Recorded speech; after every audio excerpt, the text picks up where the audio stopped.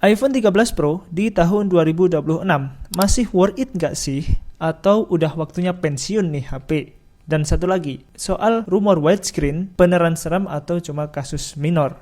Nanti kita bahas bareng-bareng ya. Oke, yang pertama kita bahas dari segi desainnya. Kalau ngomongin desain, jujur aja, iPhone 13 Pro itu masih kelihatan mahal. Dari bodinya yang stainless steel, kelihatan solid banget, beratnya juga masih oke, dan saat dipegang masih berasa premium dan mahal.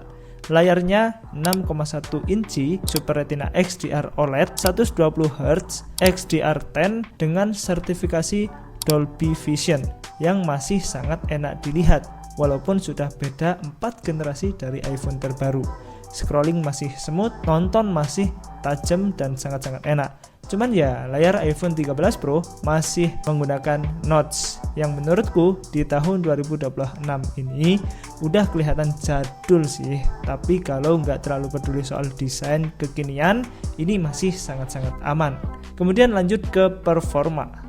iPhone 13 Pro ini dibekali dengan chipset A15 Bionic yang walaupun sudah berumur 4 tahun, ini masih sangat-sangat kuat untuk multitasking, editing, bahkan gaming kayak ML masih bisa dilibas. Tapi kalau dibandingin dengan flagship terbaru yang udah fokus ke AI, mungkin udah sedikit kalah cepet ya guys. Tapi kalau cuman buat daily use, masih sangat-sangat aman. Kemudian kamera iPhone 13 Pro ini menurutku masih jadi salah satu yang konsisten. Warnanya natural, HDR-nya rapi, videonya juga masih cakep banget. Apalagi di sini sudah bisa 4K. Buat bikin konten TikToks, Reels atau bahkan YouTube, ngevlog dan lain-lain masih aman banget. Cuman zoom dan sensor generasi barunya jelas udah beda kelas sekarang ya. Dan ini adalah hasil dari kamera iPhone 13 Pro.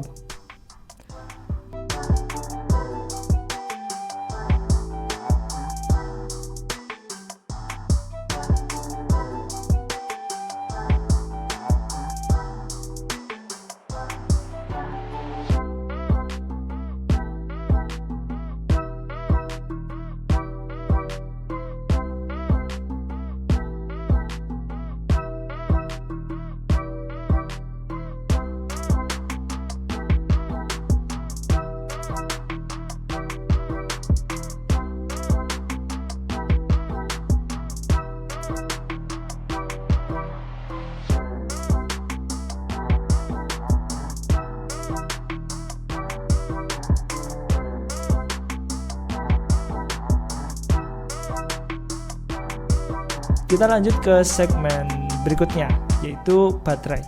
Kalau unitnya masih sehat, bisa kuat seharian. Tapi yang pasti, kebanyakan unit sekarang, baterai health-nya udah turun karena faktor umur pastinya. Jadi ya realistis aja lah.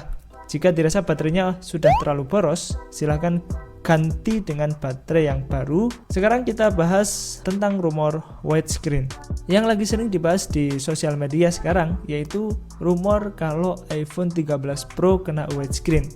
Ada beberapa pengguna yang ngalamin layar tiba-tiba putih polos alias widescreen. Biasanya kejadiannya adalah yang pertama setelah upgrade iOS tertentu, yang kedua pas buka aplikasi berat, atau yang ketiga bisa juga karena unit yang udah lumayan berumur. Dan unit yang kupegang ini sudah pernah kena widescreen.